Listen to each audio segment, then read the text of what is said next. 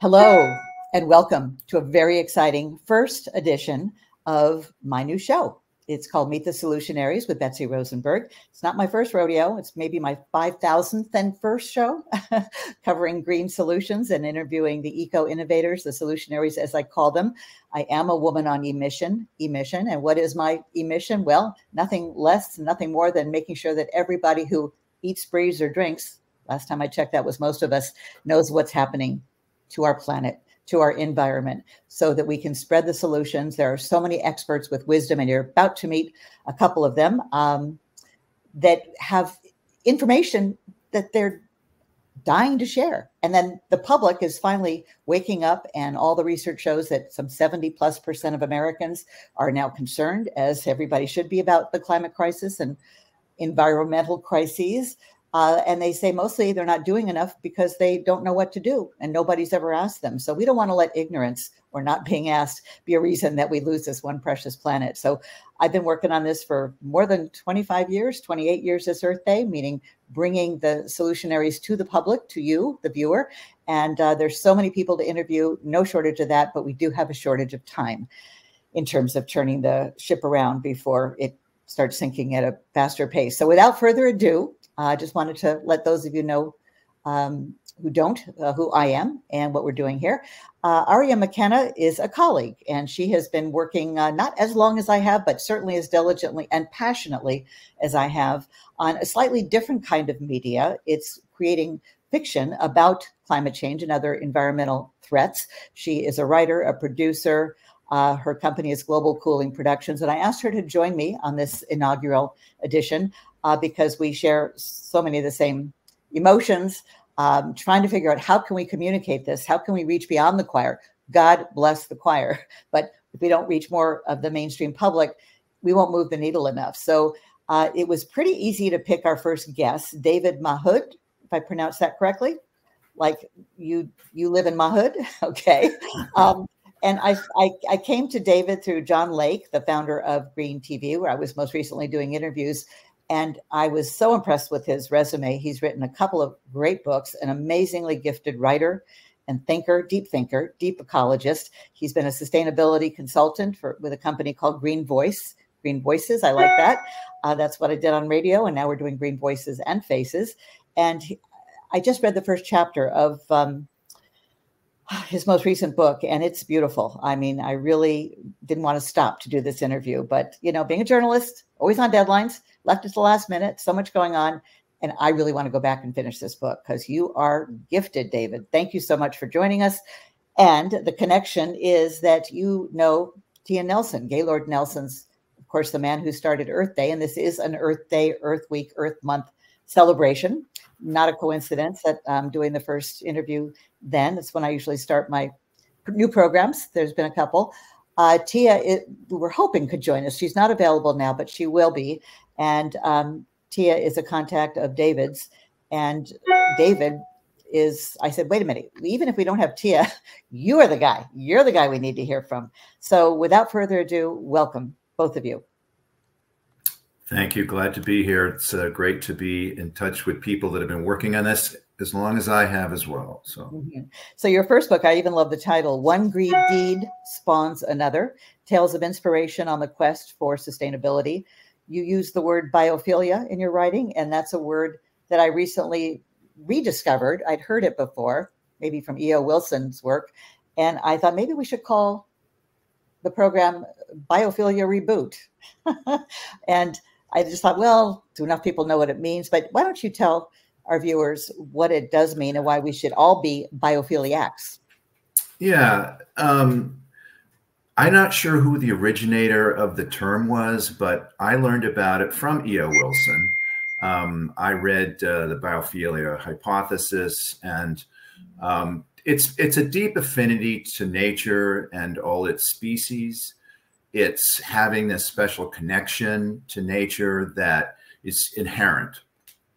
So for me, when we talk about species, it's a deep love and appreciation. And so somebody that is a biophiliac, as we call it, is someone that is deeply connected to our fellow species, and certainly want to preserve our species. And obviously biodiversity was something E.O. Wilson talked a great deal about. So even though it's not necessarily his term, we kind of connect biophilia to E.O. Wilson, who fortunately I had the chance to meet as well. So.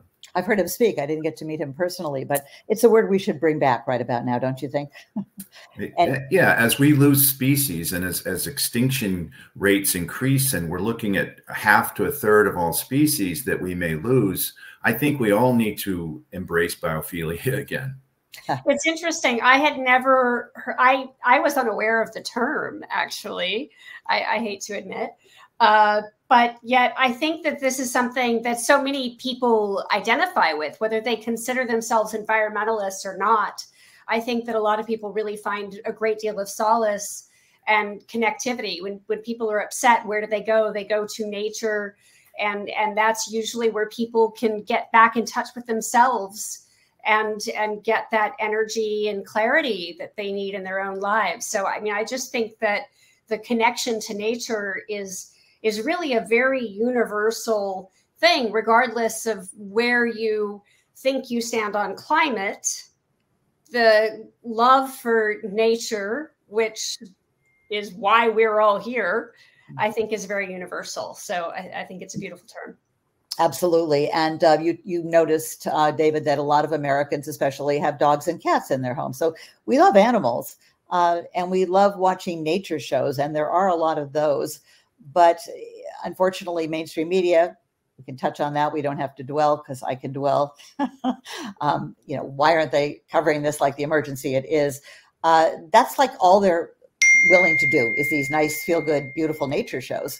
But if we don't talk about what's happening to nature at our hands, humans, then, it's not quite like David Attenborough had, he was the master of these gorgeous, nature shows. And it was only really the last couple of years where he spoke up to really express what he had been increasingly noticing, that nature is not what it used to be. And he kind of found his courage, and that's been wonderful. So, David, you've been writing about biodiversity loss, extinction, habitat loss for more than 20 years, climate change, of course, for at least the last 10, probably longer. And what we've learned is, especially Americans, is that we're pretty disconnected from our life support system, Mother Nature. We had a little sweet example of what it would look like if we humans stayed home during COVID, and the animals were coming out in the streets and crossing bridges over freeways, and nature just seemed to be more vibrant than ever. The flowers, I remember when it hit in March, it was springtime. We were in Austin, Texas, and I took a walk, and it was like being on acid. Not that I know what that's like, but it was just like, whoa. Nature was really, it seemed, reveling in our absence. And so that should have been a wake-up call. I think a lot of us hoped it would be. My goodness, if we, have experienced such a drastic change. And we saw that the world can change overnight. Behavior can change when media, is all over it, like the emergency that it was. And of course, climate, et cetera, also. Yeah, no, that's exactly it. I mean, so one of the things that I loved about your idea to bring on David and open up this conversation about the founding of Earth Day is to really take the time to think about how far have we come? What progress have we had? And how far away from the progress that we need to make are we? And that it's really about the messaging. And I know Betsy and I are so passionate about how important it is to have more messaging, have more conversations.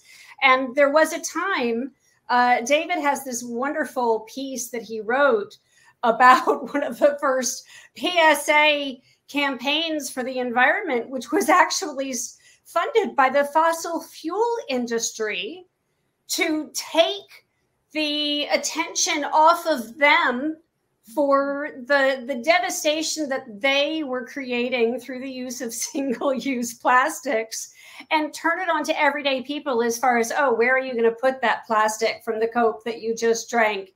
And if you just put it in the right bin, everything's solved. Or if you just do your own carbon footprint, that's all we need. Not quite, but we're getting a little ahead of, maybe this is a good time to read that poem about Gaia from Kings of a Lost.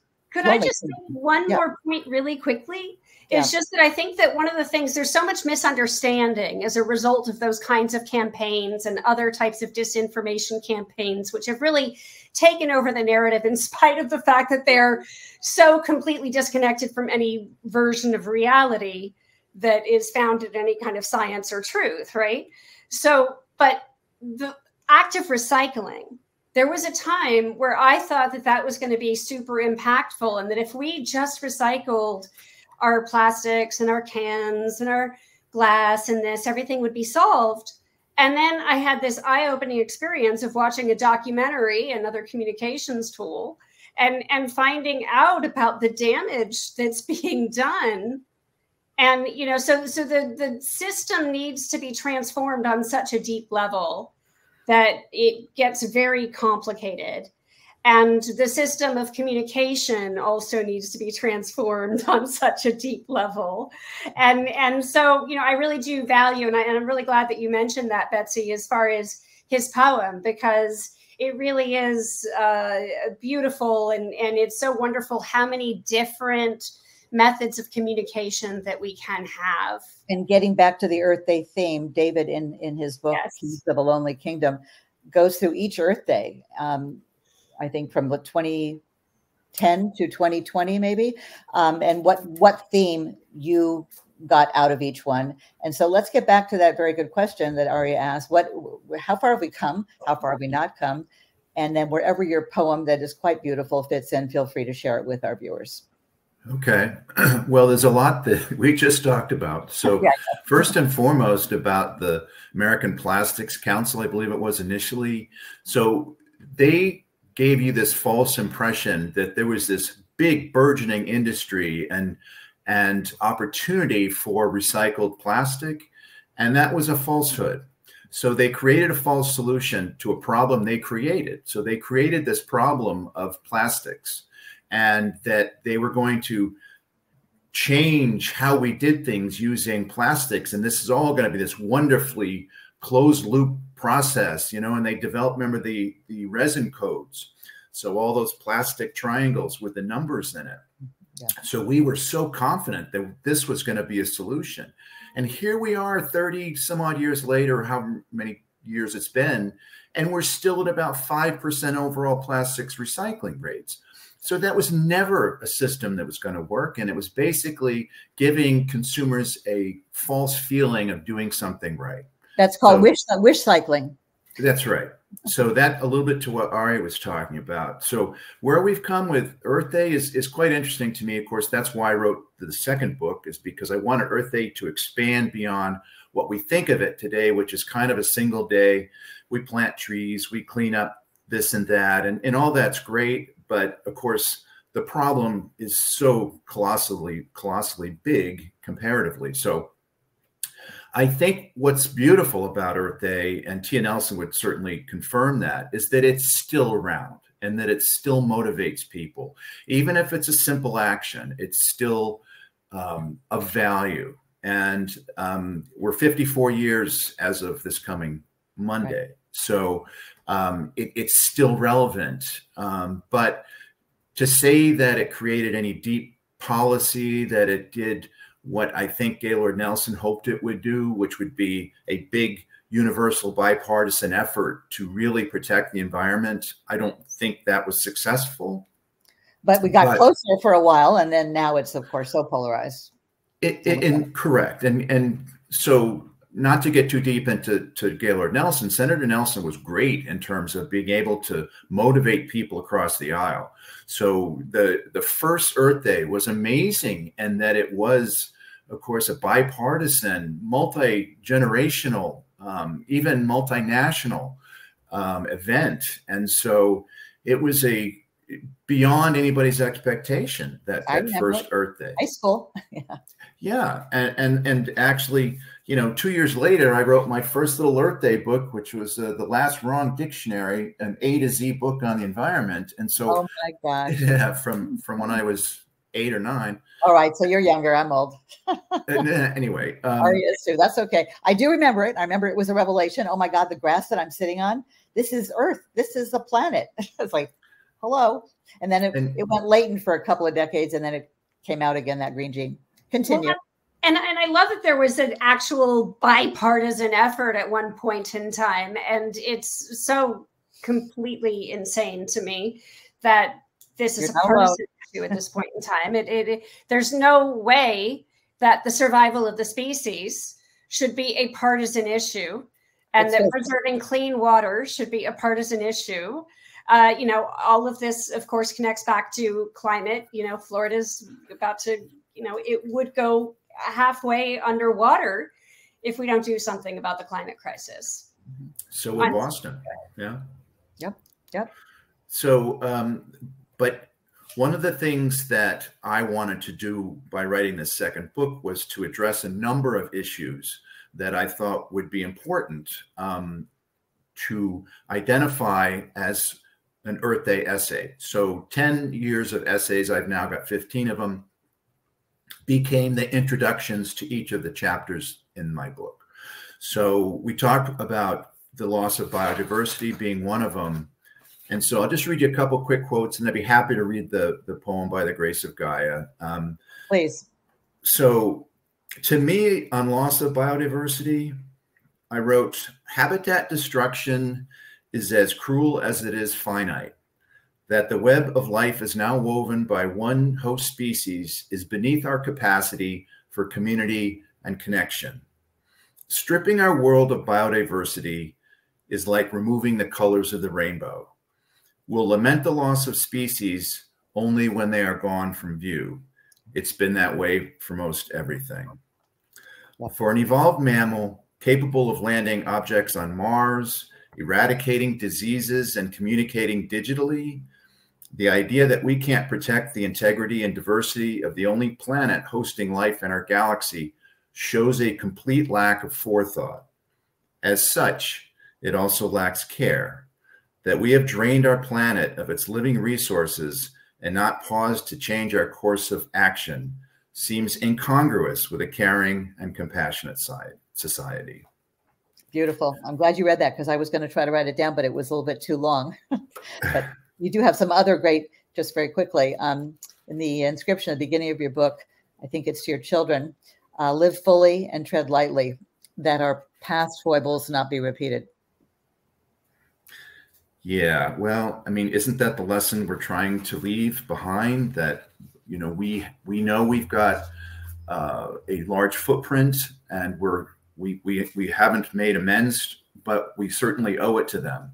And our past foibles certainly should not be repeated. So I'm sorry, I got to put my glasses on very quickly. That's okay. That's okay. And you're an admitted biophiliac for which there's no treatment or cure. I love that line too. I guess we are too. So, and we don't want to cure. We just want to clone it and put it into everybody else. Go ahead. Right. So by the grace of Gaia, we sharpen sticks and dreams, chase down 10-point bucks, fast asleep under acrylic blankets. Now upright and indoors, we're shaded at work inside cubicles, confronting nature through screensavers. So why can't we rest in treetops with howlers or plunge like penguins? Why can't we navigate like sea turtles or hear like horseshoe bats? We can't weave orb spider webs, and we build jet engines to plummet like falcons, and nuclear-powered submarines to dive like sperm whales. But instead of awe, cohabitation, we pinned tusks to walls, plumed our hats, festooned our bodies with furs, raided the last gift she anticipated for her progeny. We have misunderstood the real meaning of evolution, and we reign unopposed by unnatural selection and survival of the unwise. In the next chapter, we learn loneliness. Well, tell us about that loneliness chapter, because I didn't get to that, but the title is very intriguing. Just give us a thumbnail, if you would. Of that poem? No, the next chapter about loneliness, or one of the chapters after. Why We Care, I think, was next, and then something about loneliness. That's certainly well, I think right now. Yeah, that's an outcropping of the loss of biodiversity. Not to go to the extent which, of course, the extreme loss of biodiversity includes us. But the idea that as we remove those colors of the rainbow that I indicated, it's a lonelier planet. It's a lonelier place. When we go out into nature and we can't hear birds and we can't see sites that we would normally see because species are dwindling, numbers of species are dwindling, it's a lonely trip. It's a lonely journey. And so that chapter where we've done all this damage to nature becomes, in the end, very lonely.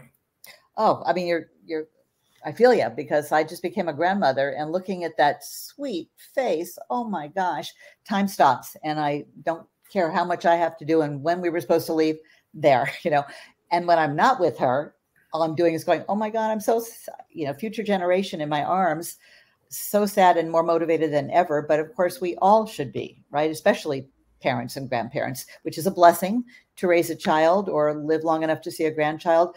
But my goodness, we can't just be, the environmentalists alone can't be the only ones who are aware of this concept of shifting baselines, which is what you're talking about, how with each successive generation, the memory is lost. So, I grew up running around outside till after dark. My daughter did not. She went to camp, so she had some of that running around, but it was different. Wasn't out in her neighborhood on the streets like we grew up. And she won't even miss what I miss from her childhood. And that interview I did with the person who came up with that concept just gave me chills. And every time I talk about it, I feel the same way, because there's nothing more frightening. And so you can't save what you don't love and you don't know.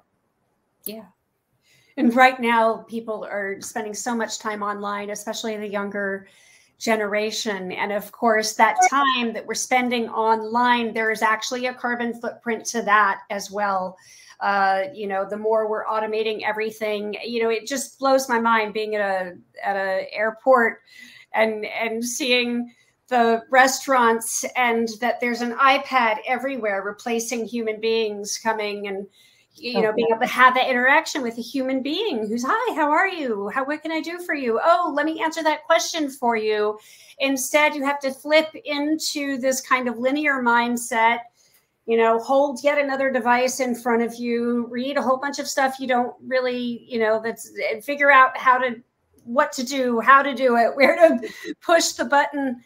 And, all of these things are disconnecting us from each other, while also further exacerbating this cycle that we're in of using extra energy, extra resources by duplicating processes that we could do ourselves. At the same time, kids are not burning off enough energy and calories, and we have, a related obesity crisis and loneliness crisis. It's like, I was just at the airport and I couldn't find anyone to pay for my sandwich and my coffee. And it's like, oh no, you have to do it. It's automated. There's nobody who works here. It's like, okay, can't talk to the cashier. And research shows, social research, that even those little interactions that people can have make a big difference. But when you're robbed of that and you don't even really know why, even if you, have a social life or don't, if you go through all day and don't talk to a real person, it adds up.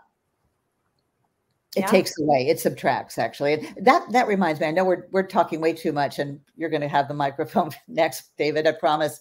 But you talk about how we need to multiply, not add, in terms of the impact. Let's maybe pivot to what's needed and how can we jumpstart this, and how it's not about personal choices and personal carbon footprints. Obviously, we need collective action, policy change, but we can't and we won't get that unless people are educated, engaged, have the dots connected, know their solutions. And that's, of course, what these programs are all about.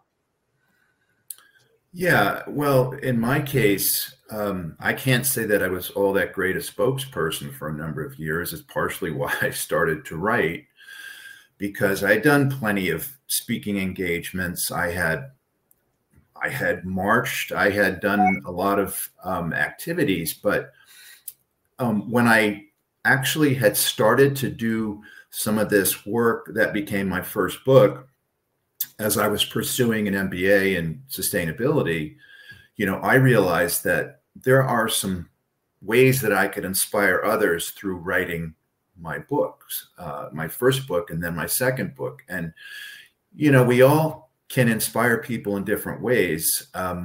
You guys have done a lot of it through media, art, whatever. For me, you know, my opportunity is maybe to get people to read my books. So I would highly recommend. Well, thank you. But again, engagement and inspiration are two really important things. It's hard to get people engaged, but if you get them inspired, it's easier to get them engaged. So if I can, and in fact, that was really the theme of my first book. It was called One Green Deed Spawns Another. So what I did is I went around to these people that had motivated me for many years, inspired me. And I asked them all to answer the same question. If you had one green deed you'd like to see heeded, adopted, and passed on, what would it be and why? Great. So I asked George Woodwell, the ecologist. I asked Peter Jemison, a Seneca native. I asked Francis Moore Lepay, who wrote Diet for a Small Planet. I asked a lot of different people from different walks of life. And that whole collection of their answers really became inspiring to me, and I thought this book would inspire others to look into it and say, in my life, I know I could do this. One of the guys is a worm farmer. He has a big vermicomposting organization. What a fascinating chapter that turned out to be. And so I think the idea of trying to bring people in and create more unity around this, you know, inspiration is a key to that. Oh, so right. And I love that question. I used to ask my guests on my former radio shows, what was your eco epiphany? What was your wake up call? Because no one is born an environmentalist. So whatever that person, whatever happened to us, you know, there's a message there for others. And really, it's really very simple. We just need to have an inverse proportion of, you know, we who care and we who do and we who lose sleep at night. We've been on the margins in terms of numbers compared to the rest of America, mainstream Americans, but marginalized by media, by government, by industry, by our employers. And I can tell you, trying to break through the green ceiling in television and radio has been like mission impossible. Therefore, woman on emission. We have to do it ourselves.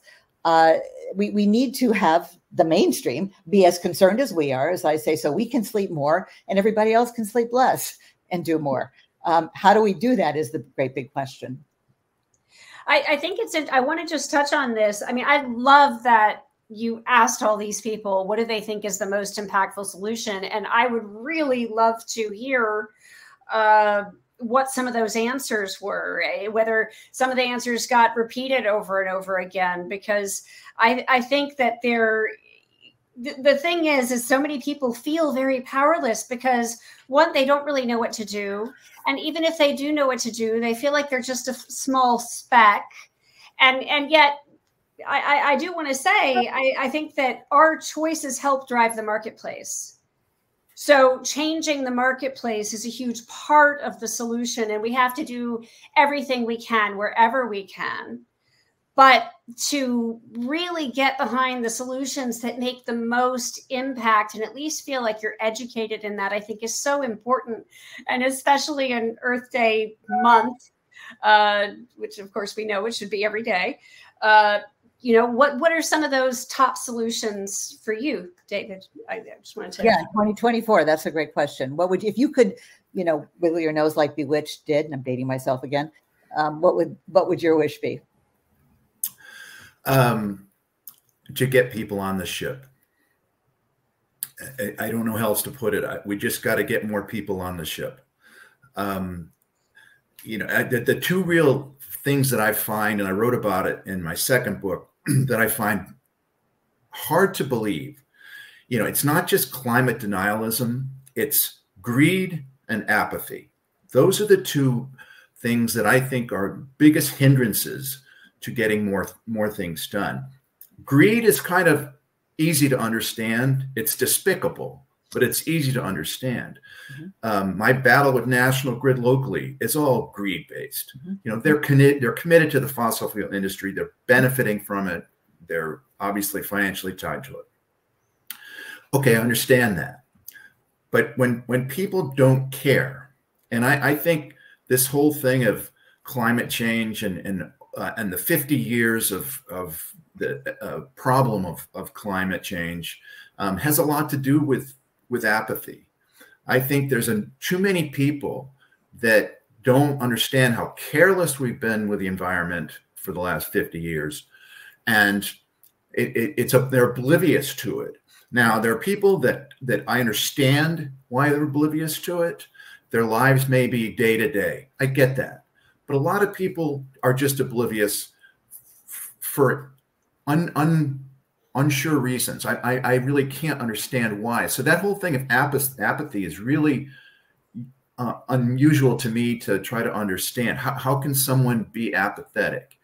And not vote their interests. I mean, this upcoming election, not that we have time to go there, you know, the difference between night and day. And Biden may not be perfect, but he's not a dictator who can just wave the magic wand and not let any oil or gas projects go through.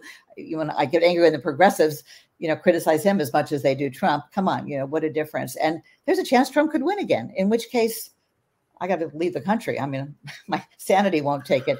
You know, well, but Betsy, I think that's the thing that I'm talking about with apathy. It's if you're not connecting those dots, right. What are you thinking about? Where are you getting any of the information? I mean, YouTube is what a lot of these people who are MAGA Trump supporters, they think if they see it on YouTube, it's the same as seeing it on CNN or reading it in the New York Times. And I got my problems with CNN, believe me. But look, it is. I think you would agree. Mainstream media has just done a lousy job. And I personally pitched them shows on solutions. They don't want it. The eco evolution will not be televised. There must have been a memo that went out to all of them. But as recently as now, because I'm pitching, you know, an Earth Day segment that's really good. These new compost machines that are beautiful and odor free and affordable. Everybody should be composting. 40% of food gets wasted. And you'd think it's crickets. Like they don't want that. They just want to have green light, or pale green, as I call it. You know, just imagine, this is what I say, if there was as much coverage of climate as there was of COVID, there's no way people could plead ignorance. And what a horrible reason to lose a precious planet, the only one that's habitable, because people just didn't know. And when they do know, like you said, it will be too late. And then they'll say, why didn't you tell us? And then I will self-destruct because I'll be pulling everything out. Mission impossible. Yeah. Which I'm already doing. Mission impossible. I mean, that's where I get a lot of my fuel, is just like my former industry, broadcast news, doesn't think it's newsworthy to cover solutions. They don't think it's their job. Well, drastic times call for drastic changes and measures. Maybe you should not have 25 fluffy segments on the Today Show and do one about, you know, how we can save humanity. God forbid. Yeah. And you just mentioned a huge part of the solution too. I mean, food waste, it's a humongous thing that we all contribute to and that we can all do something about. Right. And I know it's different for different people depending on where they live in terms of how easy it is to compost. But, you know, there are solutions to that. So there are solutions to everything. And the fact that there are so many solutionaries, people like yourself, David, who have the wisdom, who have the experience, who want to share it desperately, while 72% of Americans are saying, yeah, I'm concerned, maybe more recently, I don't know what to do. No one's asked me to do anything. Like, never the twain shall meet. And we're trying to be that twain, a communication bridge between the eco experts, knowledgeable, passionate, often quite engaging and entertaining, and the general public who doesn't know for whatever reason. And eco-literacy is key. And we have an eco-illiterate, largely, population, while the rest of us are like just trying to get people to pay attention. It's just weird that people don't vote their interests, because it's in nobody's interest to destroy nature.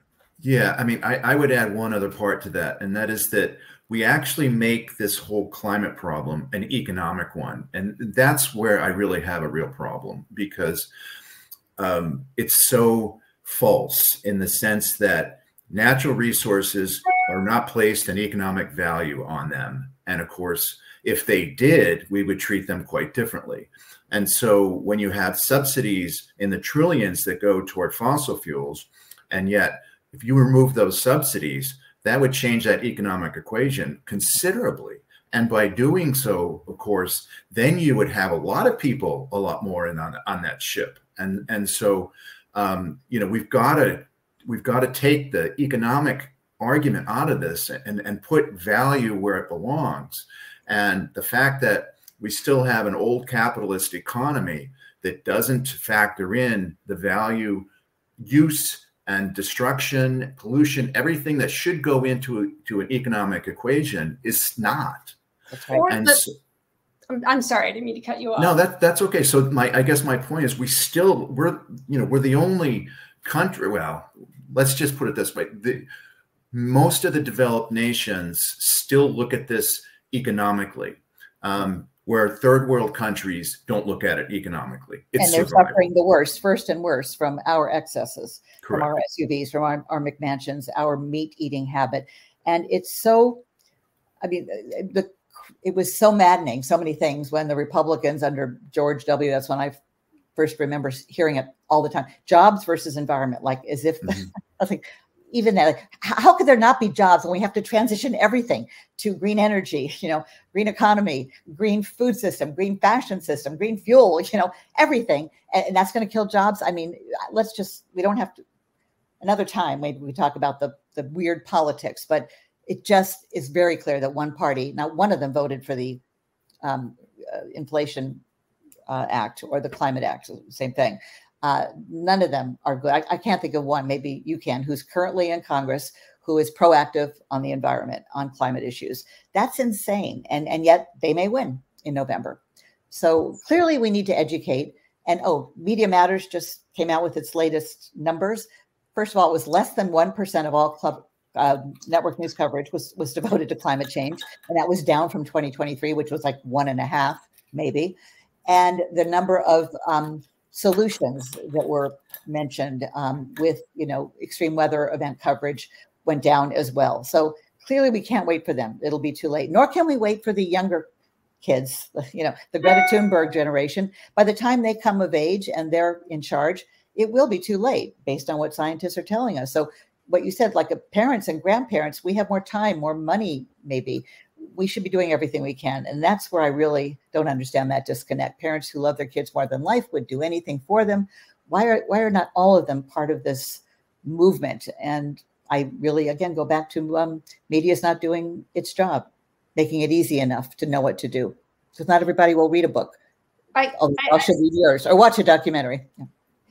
I feel like, though, you know, this conversation about the you know, economics of going green. And, you know, we know that that's a false conversation of saying that somehow is going to destroy us economically, because we're actually destroying ourselves economically through our dependence on fossil fuels and our failure to act on climate in a way that will actually be impactful and make a difference at the current trajectory we're in.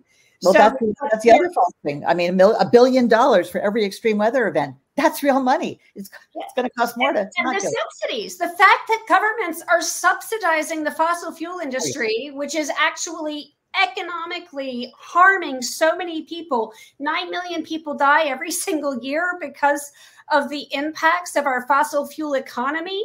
What does that do to those human beings who can't afford to, you know, take care of themselves when they get cancer or lung disease? And, you know, the families that are left when those people die because of our dependence on fossil fuels. So it's the people who are less fortunate and who have less money who are actually paying for our dependence on fossil fuels.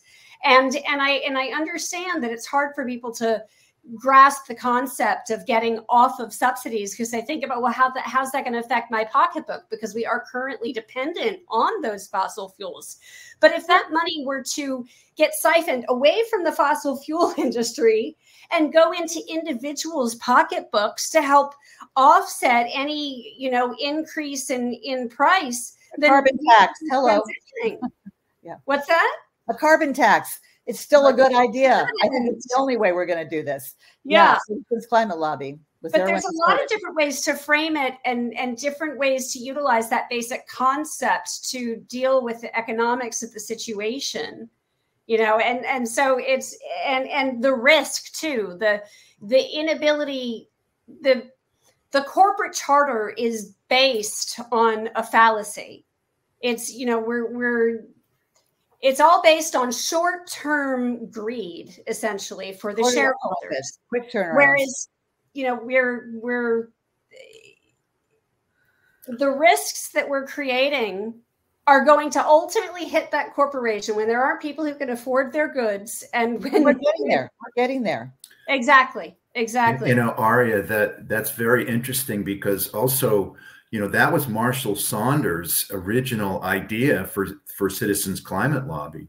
As a microfinancer, he knew that you got to put money back into the pockets of people that are on the front lines and that need it. So Citizens Climate Lobby, spawned that from that. And of course, I know I'm also a member up here. And so, the idea of trying to level out that playing field, that was a brilliant idea to do so.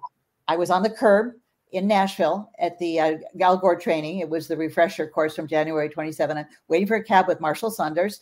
This was 2007, 2008, after An Inconvenient Truth, obviously. And he said, "What do you think, Betsy?" Because he told me about his background. I've got this idea to do Citizens Climate Lobby. I said, brilliant, brilliant, brilliant. We got in the cab, shared a cab, and I said, you got to do it. You got to do it. You got to do it. And then I told everybody I knew once it got started about Citizens Climate Lobby. And I have friends who were very depressed. Peter Joseph is one. And at the end of he was an emergency doctor who left to do climate activism, was so discouraged. I said, join Citizens Climate Lobby. And he got a whole new lease on life. Marshall Saunders no longer with us, but they're still very active, doing a great job. I've interviewed the current director, Mark, I can't remember his last name right now, but that's what these programs are for. All of America needs to know about how much sense that makes, right? Not just talking to the Green Choir. Again, God bless the choir. And that's, we need to reach beyond, or I don't know how we do it. Certainly not, by 2030, we're not even close to cutting our emissions in half. What could possibly go wrong? Okay, we got to wrap up. And I'm sorry, we talked too much. David, you've got the last couple of words, couple of minutes. Well, I would just say that, similar to we talked about Edward O. Wilson, I'll say the same thing. I mean, the loss of biodiversity is really the topic that runs throughout my second book. And to me, it's an ethical and moral issue. When we extinguish other species, we're showing that we don't deserve to be on top of the pyramid. It's lacking care. It's lacking forethought. So when we move down this path alone, it's dangerous. People can tell you when diversity makes for strength. So losing biodiversity is a sign of weakness, and it's uncaring, and it's not commensurate with a nation that cares. So we have to do a much better job of taking care of fellow species. And I hope that if somebody reads my book, they get inspired to do something more. One of the quotes from it, the variety of life on our planet is that sensory smorgasbord we take for granted. We'll lament the loss of species only when they're gone from view. And we haven't even gotten into ecocide and degrowth and the right to safe, clean water and air. There's so many issues and movements that people can join. And that's what I would encourage people to do. If I could, no one asked me what my Earth Day wish would be, or if I could do anything, it would be to make it mandatory to listen and watch climate podcasts, shows like this. And there should be a test. And certainly nobody should run for political office at any level, local, state, regional, national for sure, if they don't pass that test, like basic science. And this is a whole new phenomenon, right? We don't believe science. Like, I don't believe in Santa Claus, but that's not a problem. You know, not believing in science. Yes. And the fact that scientists were not trained to be the best communicators. Some of them are very good. Michael Mann certainly does a lot of, you know, commentary on TV, and Catherine Hayhoe is a great communicator on this. But what about, you know, journalists who actually, some of us have been steeped in this green soup for a long time, but the networks won't hire us because we know too much. So I digress. The other last quote from your book that I loved, and I've only read one chapter, so imagine, lucky for everybody. In the tree of life, we are but a twig. You attributed that to a biologist friend of yours named Mark. That's really kind of says it all. That's beautiful. I want to thank you. I want to thank you both, because my laptop battery is going down. I guess we went a little bit past our expected half hour. Thank you so much, David Mahood. You're just my new hero. Certainly one of my favorites. So glad we started here. Aria, you've been my green buddy for a long time, and it's great to do this with you. I just thought, you know, we were just at the Miami Climate Conference together, Aspen Ideas, and we're just I'm in transition to something else. She's in transition. Slightly different flavors of the same ice cream that we're trying to stop from melting, but said let's do something together and see how it feels. And I had fun. Well, I'm in very good company. Thank you guys so much. Thank you, and help let people know. Meet the Solutionaries with Betsy Rosenberg and friends. Woman on emission. We want to be a green bridge. Again, nothing more, nothing less than connecting the wisdom of the eco experts with the questions of the wider general public. Thanks so much. I want to thank Melanie Price, our ACE intern from the University of Maryland. She's running the controls behind the scenes on StreamYard, and we have a wonderful group of volunteers. I'll thank them next time. But we have some more shows coming. Stay tuned, and I'll let you know when we're going to have another interview and when they're posted. I have people lined up that I'm itching to get on, and that many more who want to be interviewed. So stay tuned. We've got a lot more coming. Have a happy Earth Day, everybody. And yes, the next day and the next day. We depend on nature, as far as I know, every day. So return the favor. Mother Nature, give her a kiss, give her your time, give her your love. Thanks, guys. Thank you. Thank you.